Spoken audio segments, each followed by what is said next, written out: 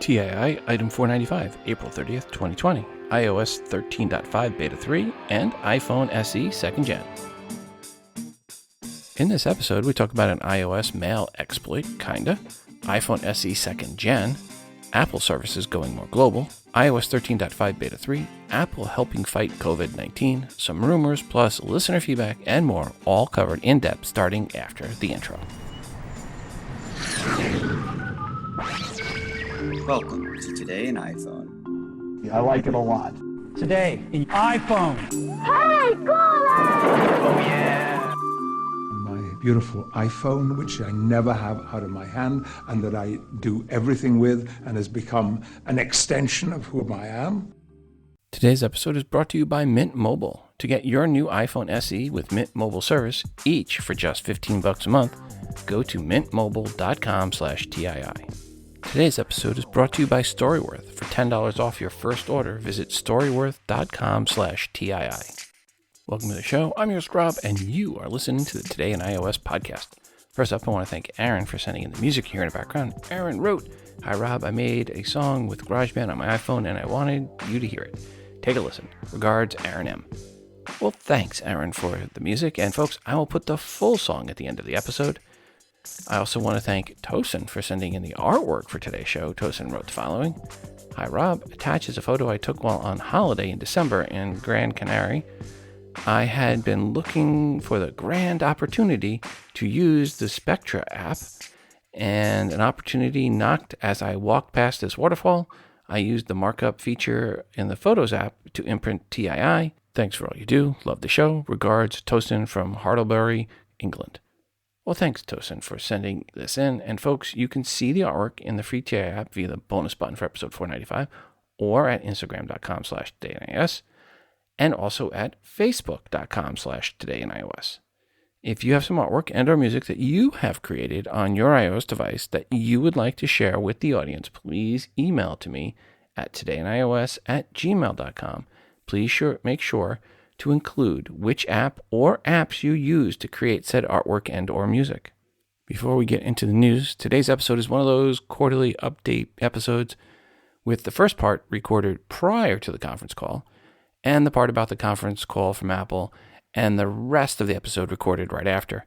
So please keep that in mind. The quarterly report coverage will be at the end of this episode, right before the Hey SIRI segment and outro.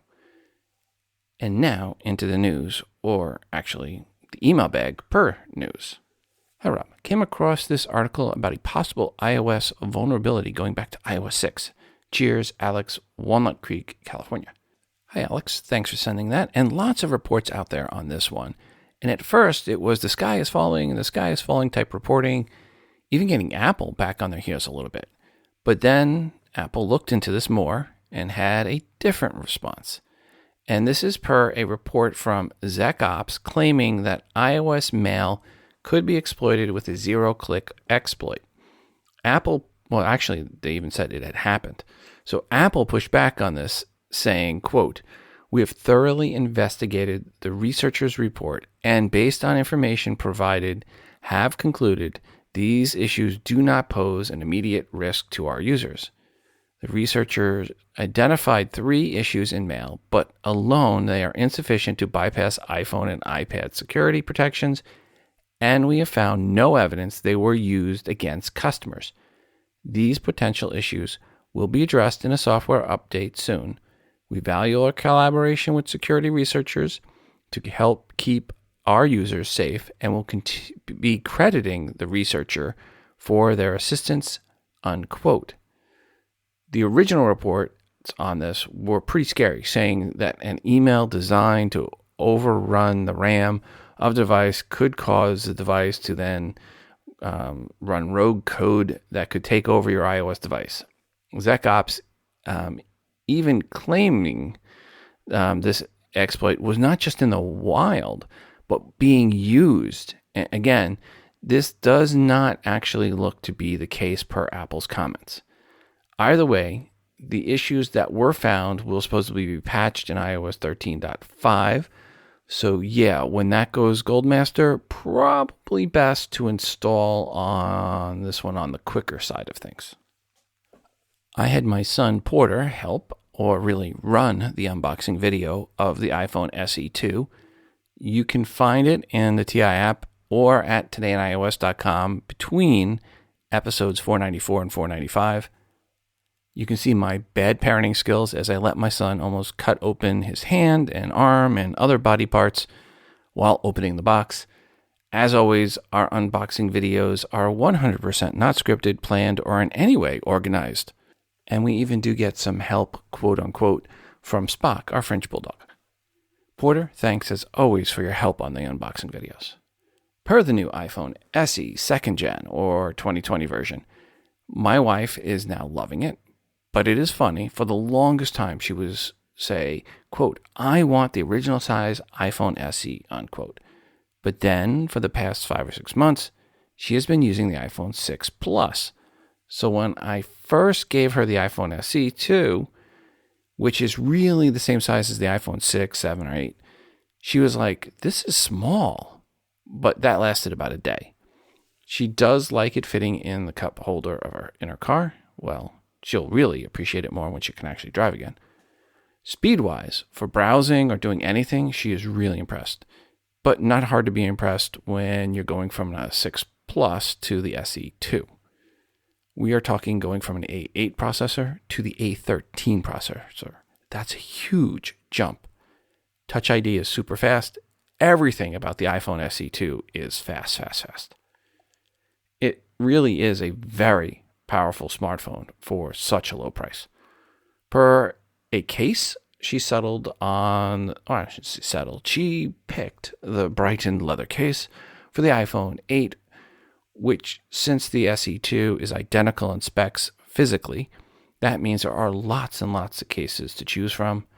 This case is a folio case, and her initials were monogrammed on it as well, and it was just $37 for a leather monogrammed folio case, including shipping.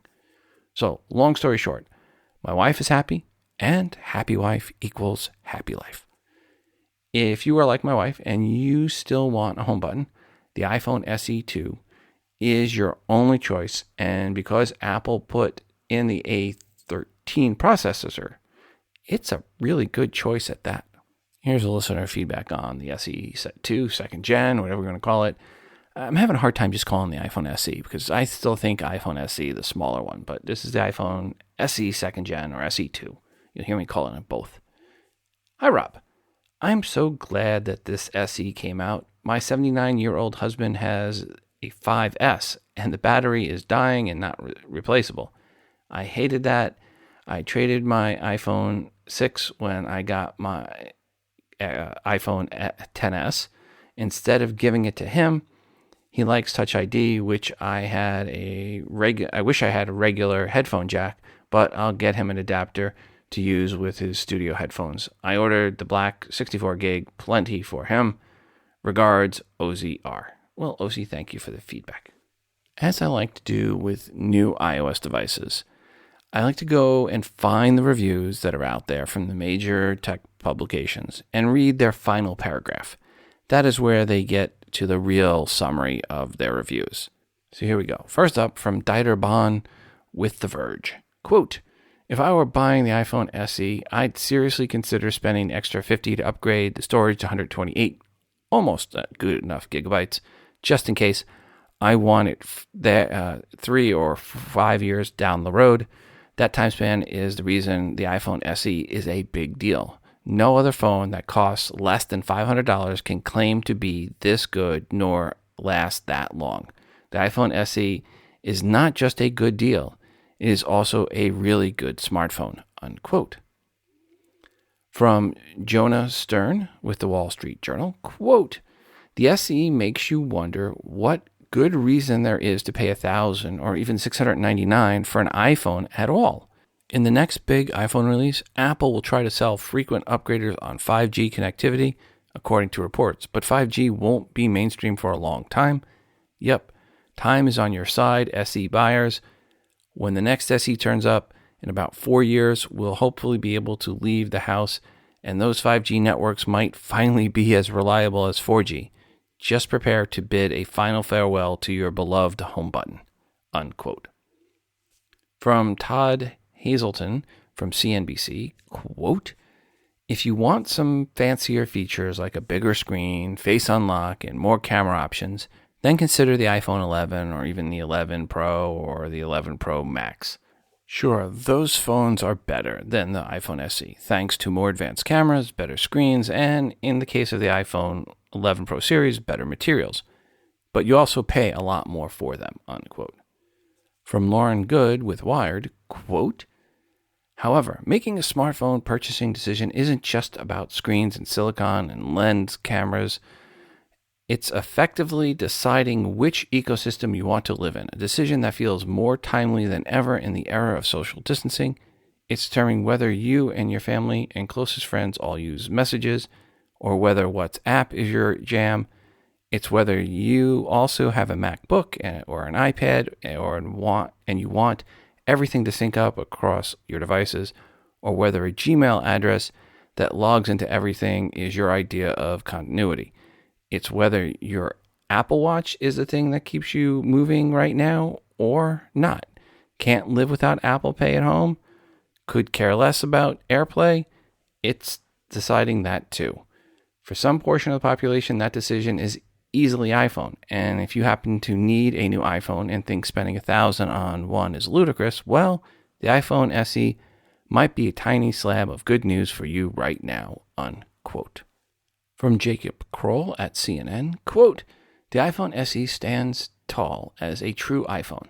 The A13 Bionic chip gives you a nearly identical experience to the 11, 11 Pro, and 11 Pro Max for just $399.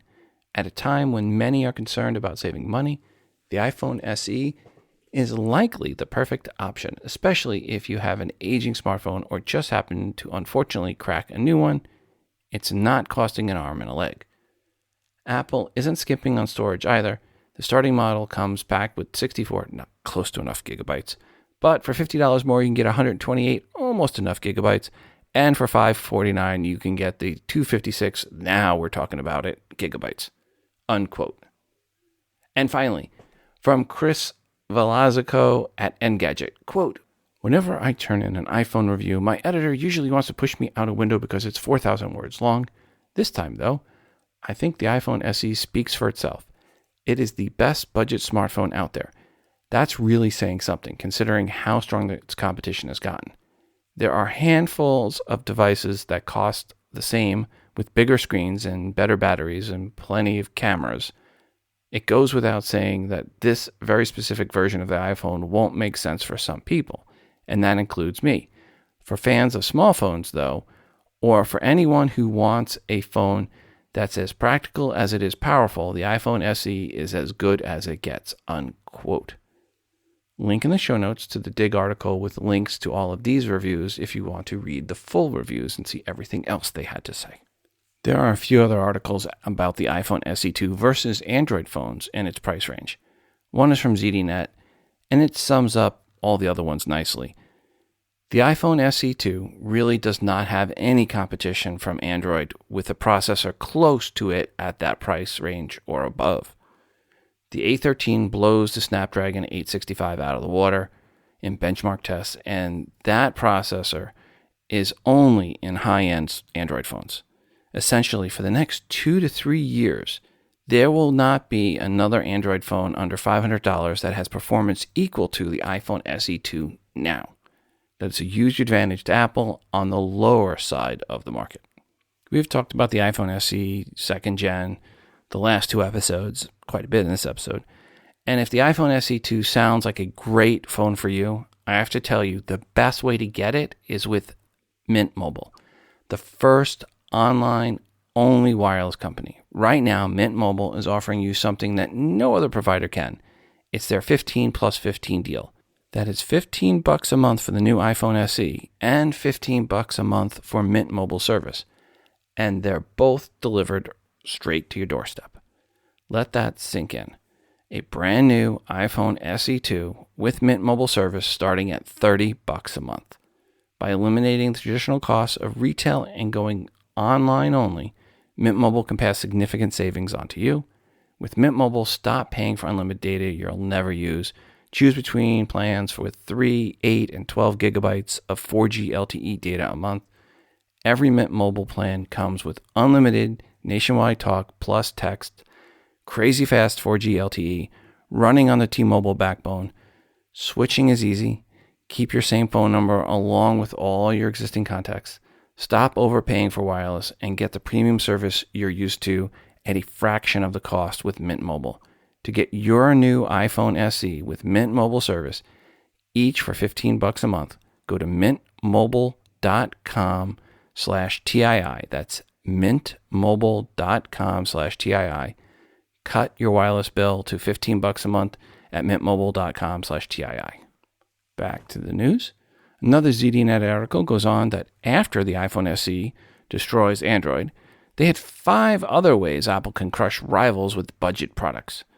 One thing they suggested is a Nintendo Switch competitor, basically taking the core of the iPhone SE and making a new iPod arcade version at $200, $100 below the MSRP of Switch.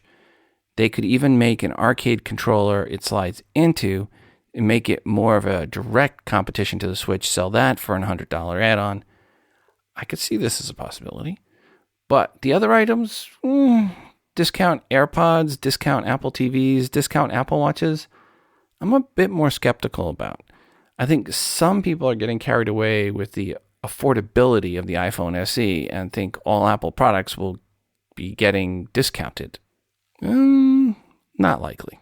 Apple announced on April 21st that they were expanding their ecosystem to more countries around the world, with 20 more countries getting the App Store, Apple Arcade, Apple Music, Apple Podcasts, and iCloud, and Apple Music going to 52 new countries.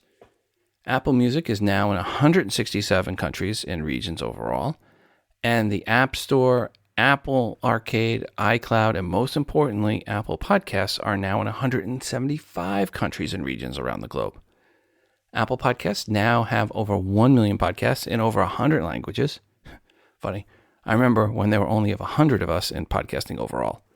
And in one take, the 20 countries getting the works include Cameroon, Côte d'Ivoire, Democratic Republic of the Congo, Gabon, Libya, Morocco, Rwanda, Zambia, Maldives, Myanmar, Arrakis, Caledon, Bosnia and Herzegovina, Georgia, Kosovo, Montenegro, Serbia, Tonga, Vanuatu, Iraq, plus Afghanistan, excluding Apple Music, and Nauru, also excluding Apple Music.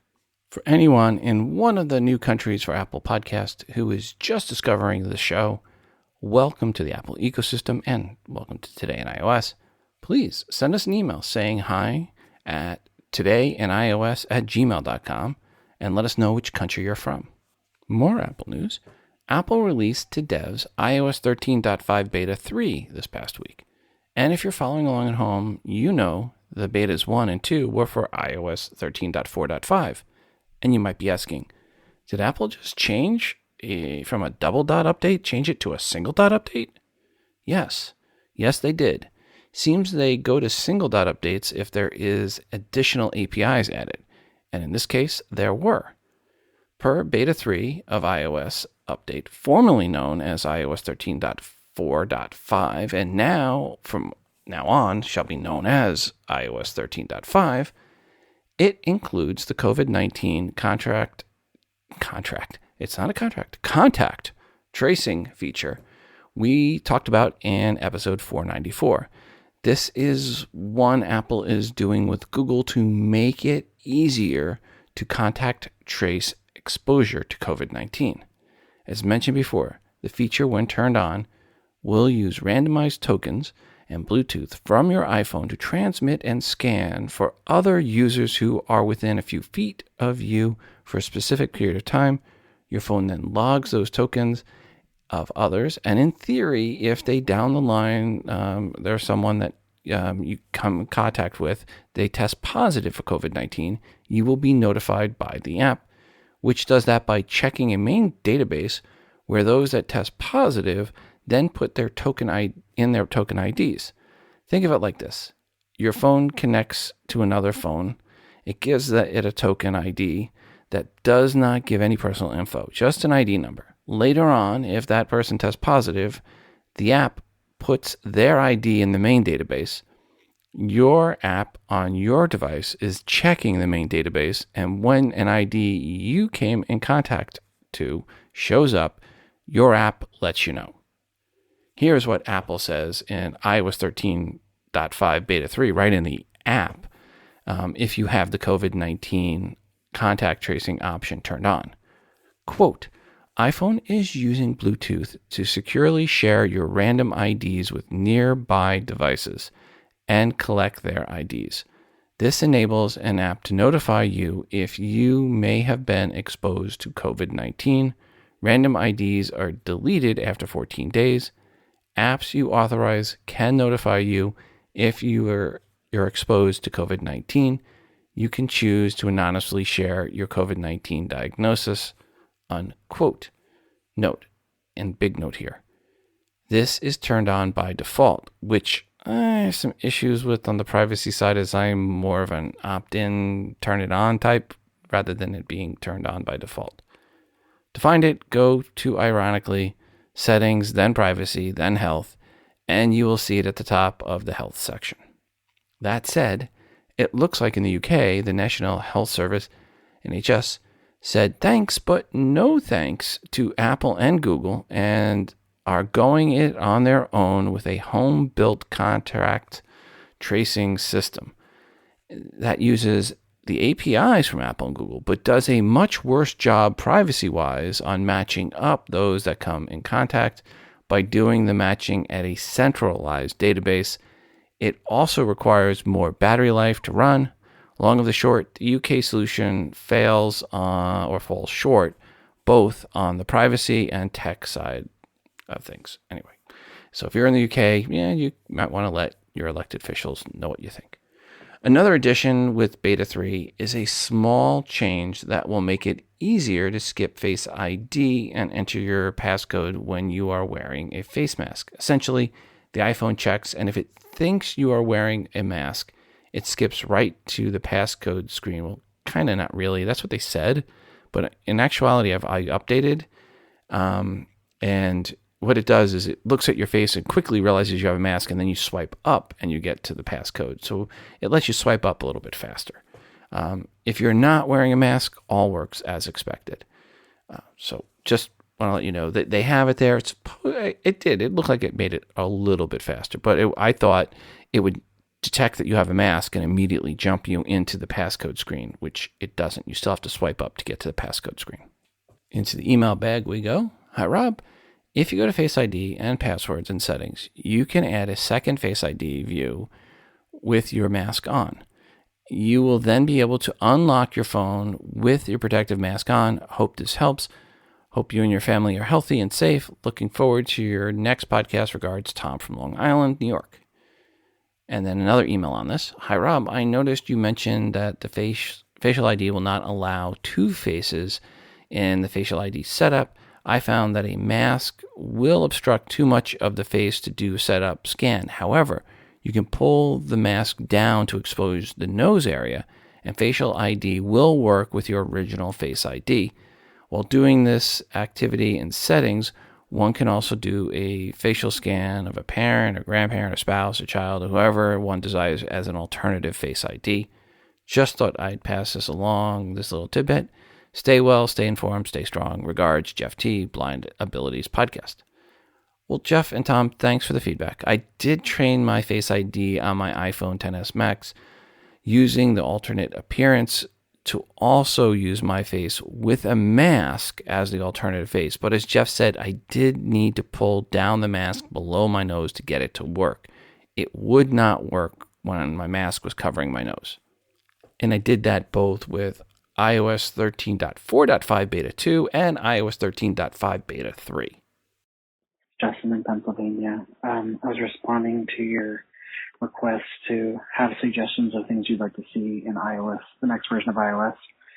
The big thing I would like to see is there's been some rumors about doing a more robust widgets like kind of how Android has. I would like to see an Apple take on that more than just having it on that screen where I always forget it's there and I never use them. I would like to have like a big weather widget and stuff like that on the home screen instead of just seeing the grid of icons.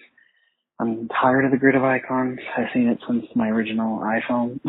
I think a UI refresh would be nice at this point. Not that it's the worst. It works. I mean, you know what your apps are, but I don't know if anyone else is like me. I only pull down my search bar and look for the app because I have them in folders because I don't like having tons of screens that have just apps. So I don't even, I'm using a search to find my stuff or use Siri. The Siri is actually really good at determining what apps I use at what time. It's kind of uncanny. And every time I pull it down, 9 times out of 10, Siri already knows what app I'm about to launch. So that's very helpful. I guess just the widgets, maybe some different version of a home screen. And honestly, since there's dark mode, which I love, and the camera is much better than it's ever been. Honestly, it's not a lot left that I'm wanting anymore. I mean, I used to feel like you needed to jailbreak all the time, but now I feel like iOS stock is great for the most part. So kind of at the nitpicky points of little things you'd like to see, I think. So love to hear what other people have to say and look forward to your next episode, Rob. Have a great day. Bye. Justin, as always, thanks for your feedback. And folks, if you have some ideas, thoughts, what you'd like to see in iOS 14, please shoot us an email, 206, well, I guess this would be call, 206-666-6364. That's 206-Moondog, or shoot us email to todayinios@gmail.com.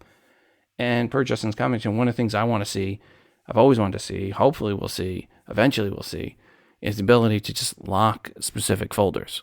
I like being able to give my kids my phone, but it would really be nice for my work-related apps, anything that's work-related, that I could just lock them in a folder and I don't have to worry about them getting into those items.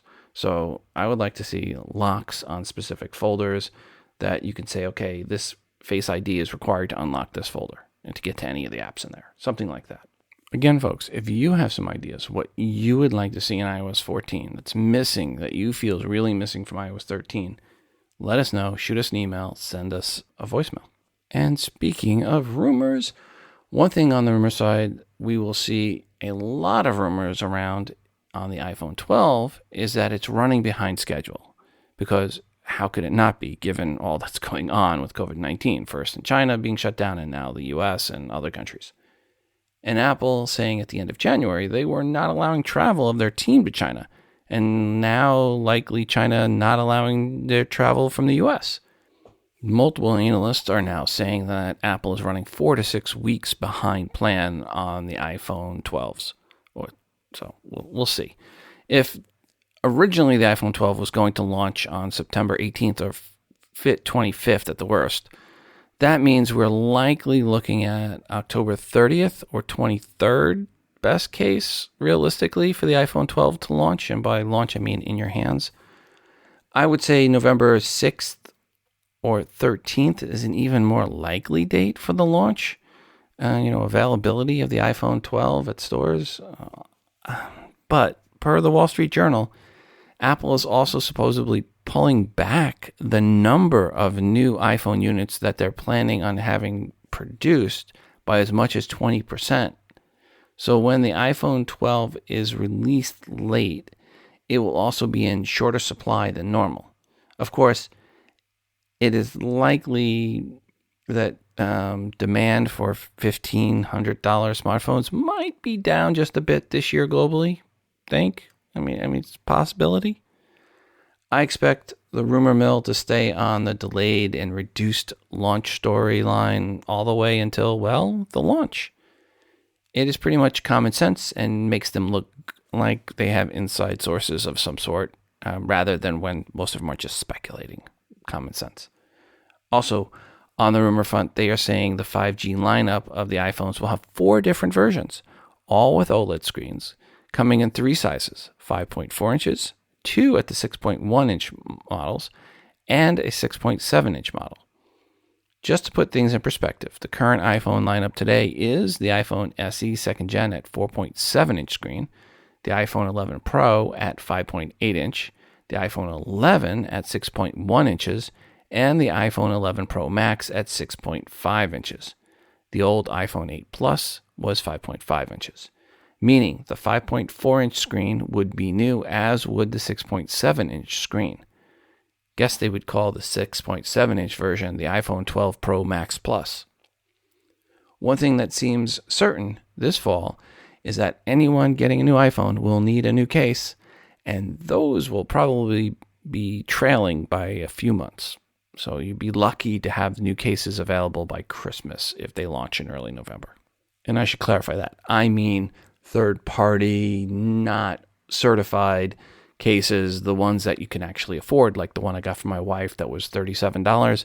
Yeah, that same case at launch date, similar case like that at launch date would be like $100 if it has to be certified. So the cases for the masses are always a couple of months behind when the device comes out, because those are the folks that have to wait until they get one and then design around a physical unit rather than being slipped some dimensions early on. So again, the iPhone launches, I'm going to say, let's say the first or second Friday in November of 2020, the iPhone 12s.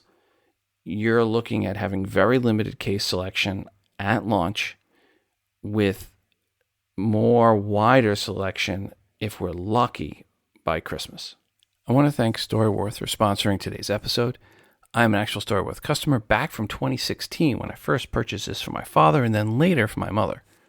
Finding the perfect present for mom is tough, especially if you don't have the luxury of celebrating Mother's Day together in person, and this year, not only is getting together real difficult, so is getting out to find something for your mom.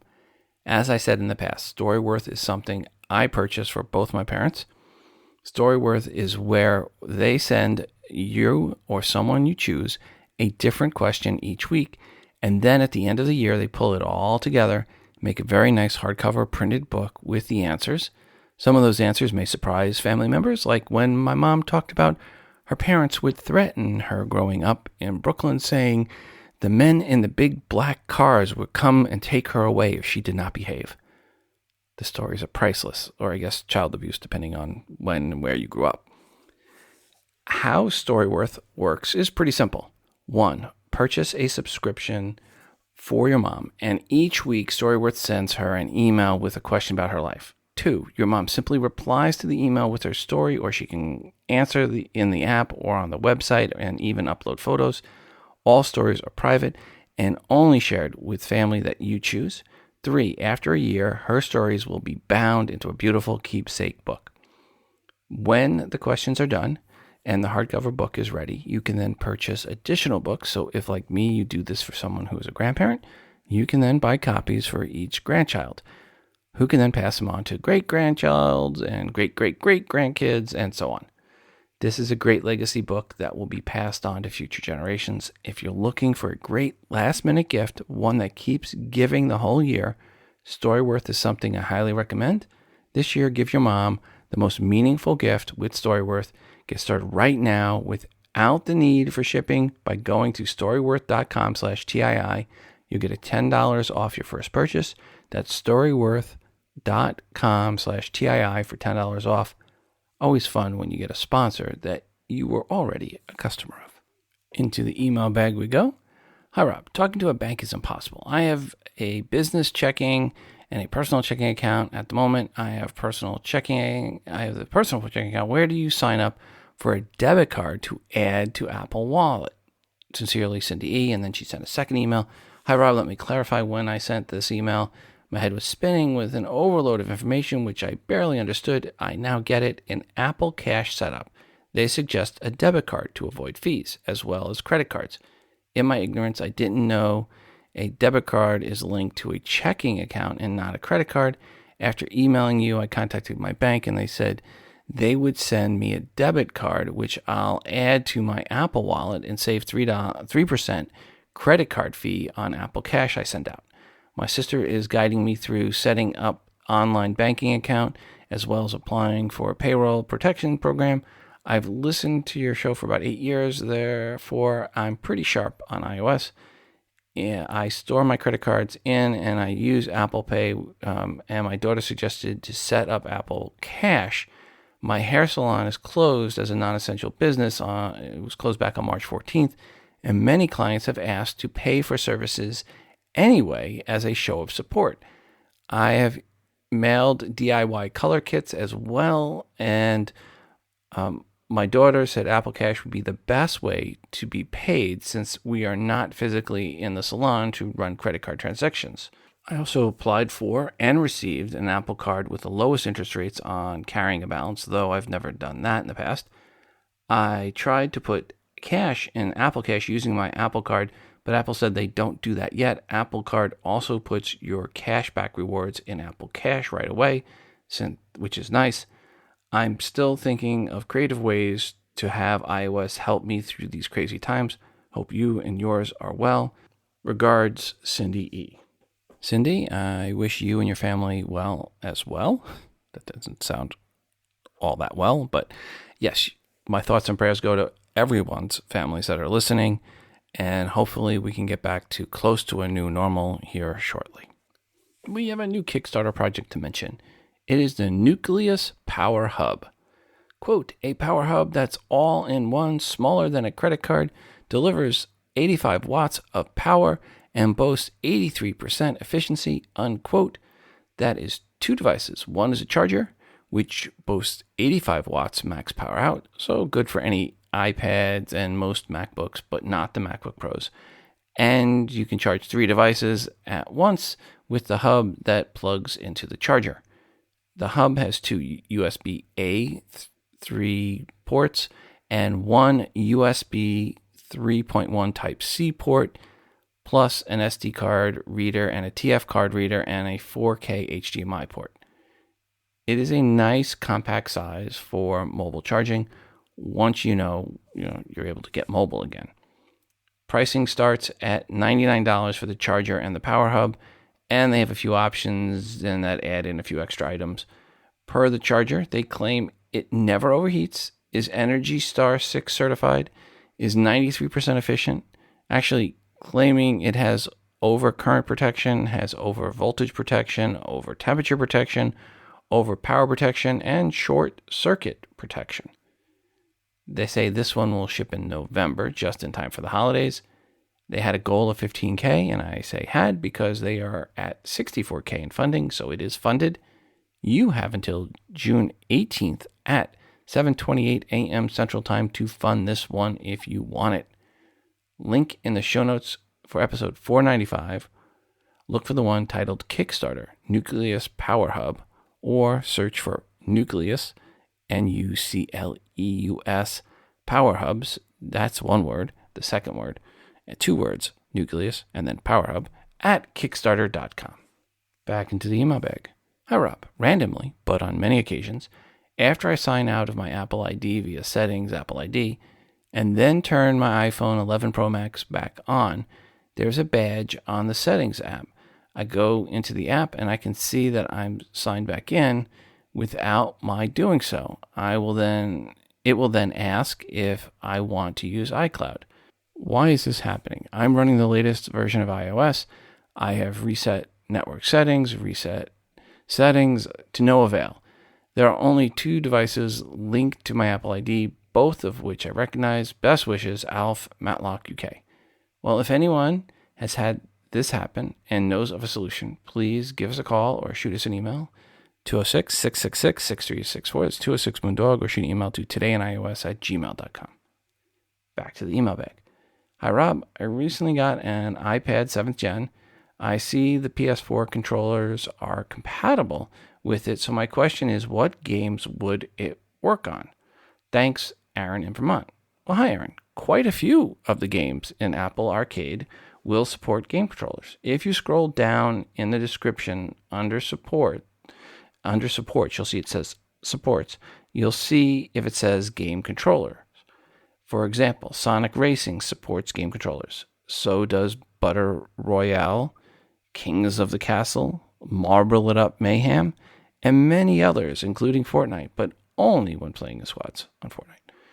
In short, there are lots and lots of games out there that support game controllers. You just need to look down in the description under supports to see if game controllers are listed. My kids are using their Xbox One controllers all the time with their iPads.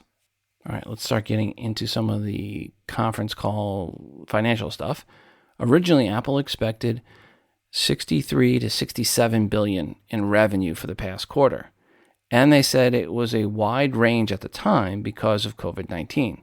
But that was back at the end of January. Since then, Apple has updated estimates, and the street's consensus estimate going into the call put the revenue number at $53.4 billion. So that's what the street thinks Apple's going to report. FYI, that is year over year a decline of 8% if it was at $53.4 billion.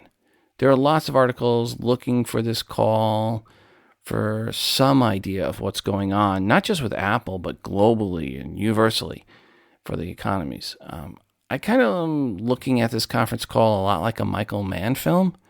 I mean, it's entertaining, sure, but lacking in any substance and not something worth thinking much about the day after it's over. Okay, so leading up to this point in the show, all was recorded prior to Apple quarterly conference call.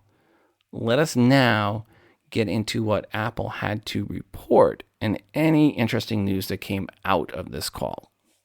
First up, Apple's revenue came in at $58.3 billion for the quarter versus $58 billion even a year ago quarter and $91.8 billion last quarter. This $58.3 billion was 9.2% higher than the street's consensus on what they thought the revenue was going to be. Total cash on hand was $192.8 billion. That's down $14.2 billion for the quarter from $207 billion. Looking at revenue for specific product lines, the iPhone's revenue for last quarter, $29 billion versus $31.1 billion a year ago, so a decline there, and $56 billion last quarter. iPads came in at $4.7 billion versus $4.9 billion a year ago quarter, and $6 billion last quarter. Macs came in at $5.4 billion in revenue versus $5.5 billion a year ago and $7.2 billion last quarter. And Wearables came in at $6.3 billion versus $5.1 billion a year ago quarter and $10 billion the previous quarter. And then services came in at $13.3 billion in revenue for the quarter versus $11.5 billion a year ago quarter and $12.7 billion the previous quarter. Some miscellaneous notes from the call. Non-U.S. or international sales were at 62% of revenue for the quarter. Earnings per share were at $2.55. Apple generated $13.3 billion in operating cash flow for the quarter. That is up over $2.2 billion versus the year-ago quarter. Apple raised their dividend to 82 cents per share, a 6% increase. The next dividend is payable on May 14th to those that own stock on May 11th. Tim Cook said, quote, "Despite COVID-19's unprecedented global impact, we're proud to report Apple grew for the quarter, driven by an all-time record in services and a quarterly record for wearables," unquote. Other key items from the call? Well, one was that Apple said they are not giving a guidance for the current quarter due to all that is going on, but they did say they expect a negative impact on revenue due to the strong dollar. First 5 weeks of the last quarter everything was on track. It was A-OK on the high side of the original guidance. That was originally around $67 billion for the quarter. But then the last 5 weeks of the quarter, and especially the last 3 weeks of the quarter, there was a, quote, "sharp decline in demand," unquote. Services were really the shining star for the last quarter. 515 million paid subscriptions across all services. Wearables also had a good quarter. 75% of Apple Watch purchases last quarter were people that were new to the Apple Watch.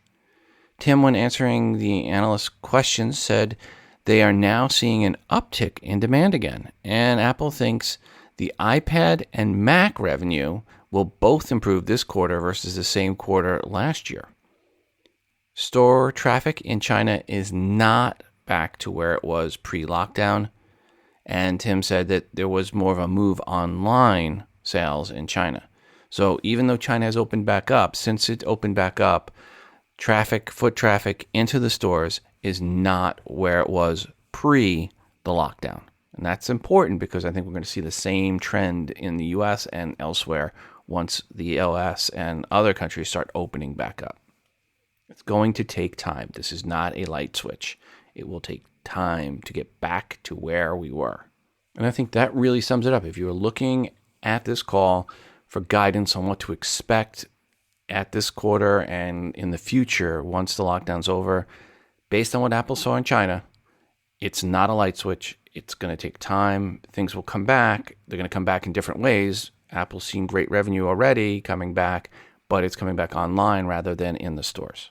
Overall, I thought it was a good conference call, much better results than what I was expecting, what the street was expecting. So it was a more upbeat quarterly conference call. We'll see how it affects Apple's stock price. You never know. But there's not much that the analysts can pick for this quarter because they didn't give any guidance for the current quarter. So it'll be interesting to see what happens here. But overall, it may help the overall market, not just Apple stock, but other stocks rise as well. Apple's kind of that bellwether. So we'll see what happens here in the coming weeks. And I'll try to get another episode out here in middle of May if possible, but it might be end of May. We'll see how the month of May goes. And of course, how much listener feedback we get. 206-666-6364, 206-Moondog, or send an email to todayonios@gmail.com. Those things always help getting new episodes out. Say something stupid. You go first. Say something stupid. Lorem ipsum dollar sedamet consectatorati piscicielet, sed doeus mit temper incidident, ut laboriet dollare magna aliqua. Say something stupid.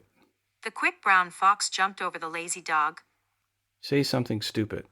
So I asked Phil a question some of you are thinking of if you're into that world, which I find to be pretty interesting. So supposing we hit the body with a tremendous, whether it's ultraviolet or just very powerful light, and I think you said, that hasn't been checked but you're gonna test it? And then I said, supposing it brought the light inside the body, which you can either do either through the skin or some other way.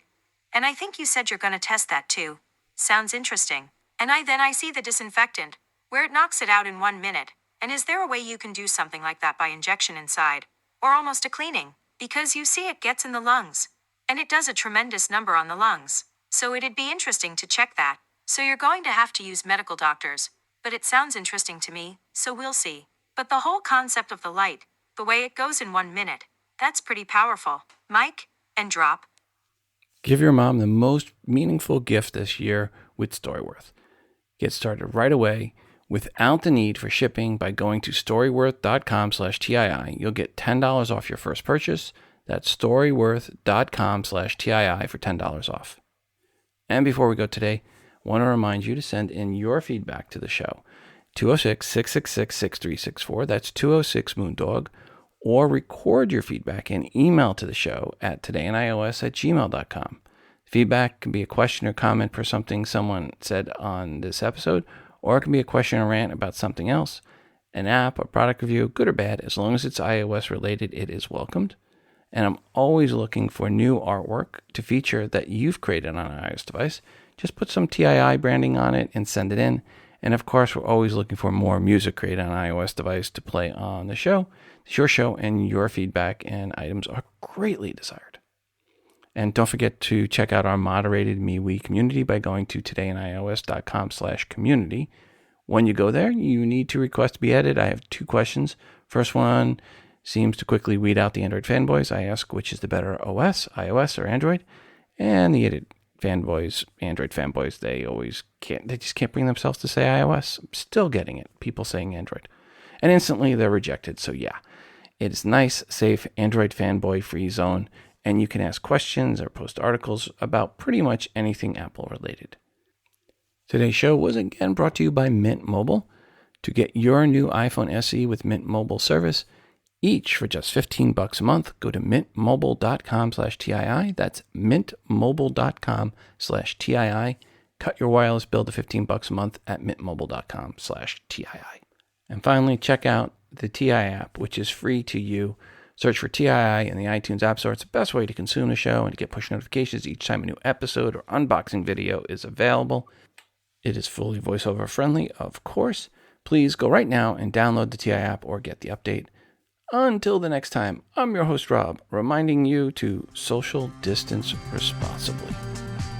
This show is hosted on Libsyn.com and part of the Libsyn Media Network. If you are looking for podcast hosting, go to Libsyn.com. That is LIBSYN.com for hosting for your podcast and creation of your own smartphone app. The Today in iOS podcast can be found everywhere you listen to podcasts. That includes Apple Podcasts, Spotify, Pandora, Overcast, Stitcher, and everywhere else you listen to audio.